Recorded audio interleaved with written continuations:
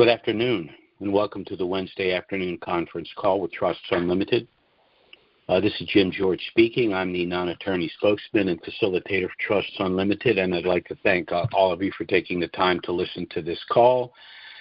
Today is May 1st, 2024. God willing, this is going to be a very eventful month. I've got some things to discuss here today. If you like the things we discuss on this call, I certainly hope you'll click the subscribe button and share our calls with other like-minded individuals. This is going to be a short call today for the simple reason that you've got a tsunami of contacts, people with trust that want to make last-minute changes, have questions, people that want to apply to establish trust, pre-RV trust. So we have to accommodate all those individuals. I'm going to hit the highlights here, and there's a lot to discuss. I can't obviously get into detail about everything, but as far as I'm concerned, all of the news is very, very good, and hopefully things will be moving to the point of us going to the banks in the not-too-distant future. First, by way of disclaimer, Trusts Unlimited is not the purveyor of the dinar and these other currencies, but as rather substantial currencies holders ourselves. We're sharing with you the information we believe to be most relevant. Of course, what's most important to us is the window for the reinstitution of the dinar, and the month of May is looking like a distinct possibility, and we'll get into the reasons for that here on the call. Why do I say that? Why do I say that May is a distinct possibility for the reinstitution of the Iraqi dinar?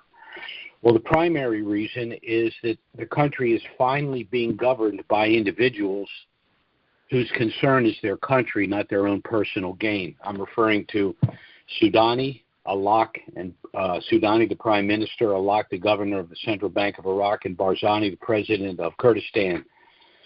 And they recently have been in very good negotiations, discussions, and meetings with the IMF, the World Bank, the Bank of International Settlements, the EU, U.S. Treasury.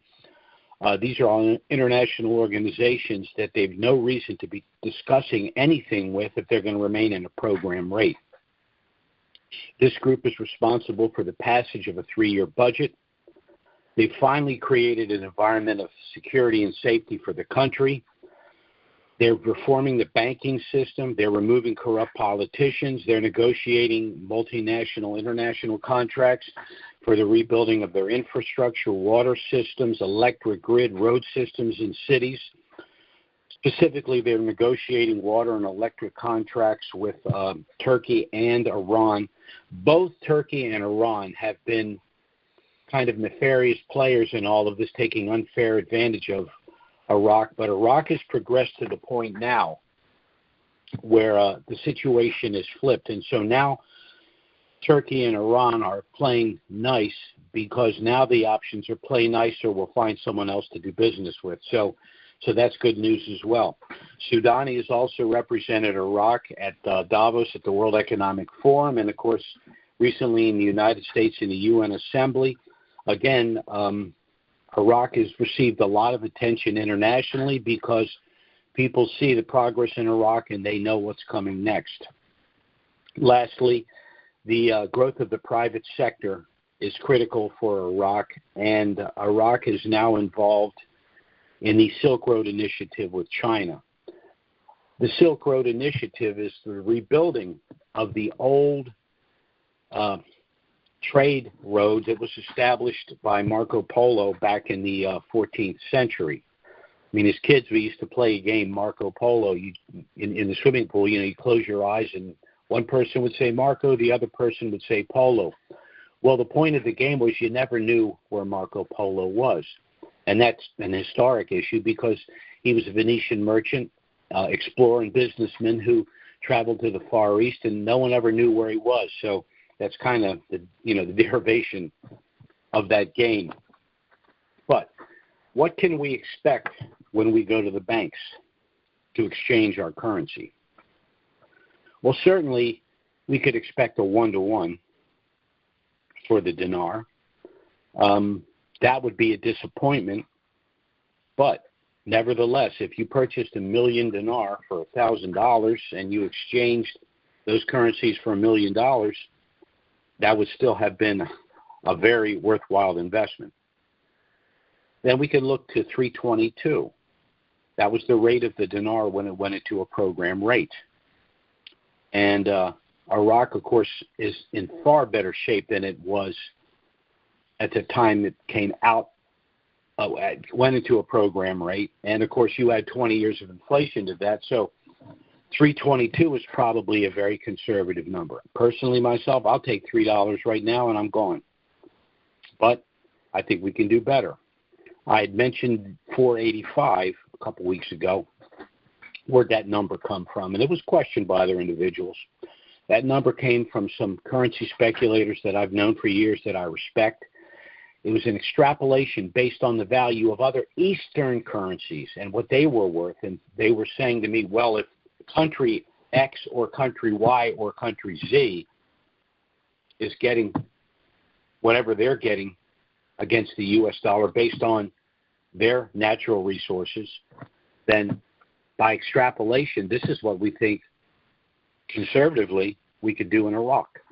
So 425, and of course I use $5 as an example. I've used it for years, but again, at 322, at $3, I'm golden. Now, there are also individuals that are saying that they will not recognize the 3 zeros when we go in for our exchange. Now, I'm not the Oracle of Delphi, but I don't think that's going to be the case for a couple of reasons. We know that the central banks and the hedge funds are loading up on dinar. I don't know that they would be doing that if they did so with the knowledge or the expectation that they would drop the 3 zeros, nor would a lot of countries, especially BRICS nations, be doing, in my opinion, currency swaps with Iraq if that was in fact the case. So we have to go back and ask ourselves the question, why were the 3 zeros added? The 3 zeros were added to the currency domestically in country because of hyperinflation. That was the situation that existed in country.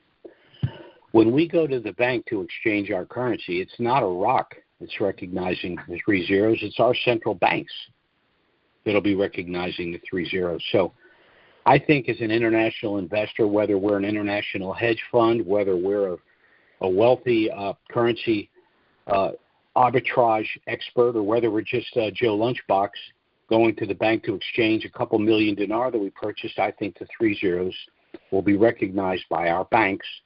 And then those banks will submit that currency to our central bank, and our central bank will negotiate whatever they negotiate with the Central Bank of Iraq for those currencies. Now, why is all this possible? You know, many of us purchased currencies years ago. We've been told that it was a scam. Many individuals have called and said, look, I want to set up a trust, but I don't even want my family to know that I hold currency because, you know, they told me it was a scam, or they'll make fun of me, or they'll think it's nonsense. You know, the story is, if something sounds too good to be true, it probably is. But the optimum word there is probably. There are situations where windfall profits are not only possible, but likely. And in my humble opinion, that's the case with the Iraqi dinar. The Iraqi dinar, unlike any other currency, even the Kuwaiti dinar, is in a perfect storm situation. Why do I say that? Well, in my opinion, Iraq per square mile is the richest country in the world. Basel compliance began before Iraq's fall. A tyrant by the name of Saddam Hussein, who said he was the reincarnation of Nebuchadnezzar, basically destroyed the economy of Iraq, stole much of their wealth, and in order to recover what he stole from the people, decided to invade Kuwait. Well, that didn't end well for him. As a result, Iraq was sanctioned, and their currency went into a program rate. While all this was going on, and continues to go on, there was a global shift, transition from fiat-based currencies, meaning currencies based solely on the full faith and credit of a given government, to Basel compliance, a 5-phase process where the value of a currency was based on the known natural resources of that country and their ability to bring those resources to market.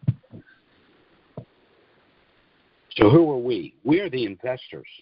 We're the individuals that came along and purchased the Iraqi dinar when it was at a program rate, worth next to nothing.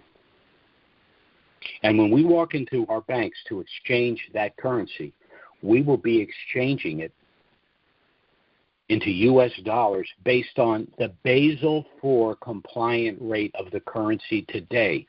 The value of the Iraqi dinar based on the known natural resources of that country and the ability of that country to bring those resources to market. It's no more complicated than that. Now, again, there are individuals that insist that the 3 zeros will not be recognized.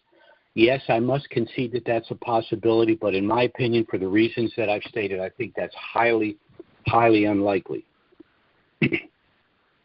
So when we go to the bank to exchange our currency, we should do 3 things as far as I'm concerned. We should thank the Lord that we were able to purchase and hold on to this currency for this length of time, pay our taxes, and then protect this windfall generationally. And the only way to do that is to create a family asset protection trust package. This protects you in 3 ways. First, it protects you from government surveillance. You operate under a Social Security number, but your trust operates under an EIN number. So there's a difference between the IRS auditing you as an individual and the IRS auditing the trust with you as the beneficiary. Second, this trust protects you from civil litigation. It's been structured in such a way as to make it extremely expensive and extremely time-consuming for anybody to sue you. That means there will be no frivolous lawsuits. They just can't afford the process. And you're protected. All you need to do basically is behave yourself. You should never have a problem. But in the unlikely event, again, that you're involved in civil litigation, because of the way this trust is structured, it is so expensive and so time-consuming to pursue civil litigation that it would be virtually impossible for anyone to successfully sue you. And third, this trust protects your wealth not only for yourself, but generationally. This is why individuals establish trusts. This trust exempts you from the process of probate, and it exempts you from the federal estate tax. Now, because you're exempt from probate, that means that the general public will have no knowledge of your net worth or your actual holdings. They'll have no knowledge of who your beneficiaries and your heirs are and how much they each stand to inherit. And you will be exempt from the federal estate tax. The federal estate tax is as much as 65% of your estate, in excess of $12 million.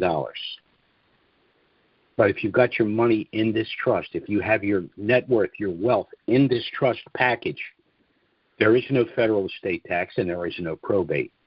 Why? Because there's no transfer of ownership. Everything's owned by the trust. When you pass away, the beneficiaries are named within the trust, but there's no transfer of title. The assets remain in trust. Therefore, there's no probate and there's no federal estate tax. Our trust package is initially a package of 10 trusts.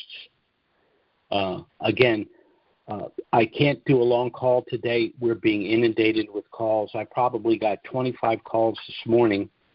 I've been doing this for, 13, 14 years now. As I've said in the past, you got a better chance of running into Elvis Presley than you do getting me on the phone on a Wednesday morning, because I'm in the process of getting my paperwork together, contacting individuals, trying to put these calls together. I apologize for the shortness of this call, but again, I've got to get back on the phone because time may be short. There are individuals that have applied for trusts. We got to get their trust package out to them. We have individuals that want to make some last-minute changes, which I don't necessarily recommend you do, but in certain situations it's necessary. So we want to try to get everything in place and in order before the day comes when we go to the banks. And again, I think that the day is coming very, very shortly. Again, this is a shorter call. If the things we've discussed are of interest to you, first, I would suggest you go to our call, if you're a new caller, of April 17th, because we have an in-depth explanation of our trust package. But whether you go to that call or not, you can get a lot of information by contacting us to get our initial no-obligation package. It does contain everything you need if you wish to proceed, but you're under no obligation to do so. It has a lot of information about us, about the currencies, about the trusts and our services. You can review the package, contact us if you have any questions. We'll be happy to assist you, and there will be no consultation fee. But again, everything you need to apply for your trust is included in the package. You can contact us either by email or phone. Our email address is trusts with an S, unlimited LLC @gmail.com. That's trusts with an S, unlimited LLC @gmail.com. And our phone service is 307-274-4122. Again, that's 307-274-4122. You certainly can go to our website, which is trusts with an S, unlimited LLC.com. Again, this is a shorter call. I've got to get back to assist all of the people that have contacted us. Thank you for those contacts, and I know some of you are impatient. We're doing the best that we can. I'm going to get off of this call and get right on the phone. Our next call is scheduled for next Wednesday. Certainly, if something of a dramatic nature were to happen between now and then, we'll try to schedule an emergency. We'll get out an emergency email and schedule an emergency conference call. I want to mention one other thing. I was talking earlier about the wealth of Iraq. And I've stated this many times. I've done entire calls just on this subject. Why, in my opinion, Iraq per square mile is the richest country in the world. I just want to give you one quick example. Iraq has the sweetest crude in the world. Why? Because it has the lowest sulfur content. Why is that important? It's important because it makes it much more easily refined and competitively sold in the global markets. But there's another reason that's important. People assume that petroleum is used primarily in combustion engines, but that's not true. Only about a third of refined oil, petroleum, is used in the combustion engine. Fully two-thirds of it is used for the production of glass, plastics, textiles, pharmaceuticals, and nanotechnologies. There's not enough wind and solar in the universe to produce one smartphone. You need the fossil fuel to produce it. But at the same time, while Iraq has the sweetest crude, meaning has the lowest sulfur content, Iraq also has some of the largest known sulfur reserves. Well, why is that important? Because sulfur is necessary for the production of sulfuric acid, which is an indispensable commodity for any number of industrial applications. So the country has it coming and going both ways. And I also mentioned the Silk Road. The Silk Road Initiative might be the largest private sector multinational project possibly in history. And guess what the gateway between the East and the West is? Iraq. So we are holding a currency that we were fortunate enough to purchase, whether by intelligence or dumb luck, that at the time was worth next to nothing, which based on every metric today could be the strongest currency on planet Earth. And the way things are moving, we could be in the banks in the very near future. And let's just hope we have the good sense to invest wisely for ourselves and for our family and for charitable entities as well. And there are a lot of things we can do once we've acquired this wealth. And let's hope we're all in the banks very soon. Thanks for listening to the call, everyone. Have a great week. Bye-bye now.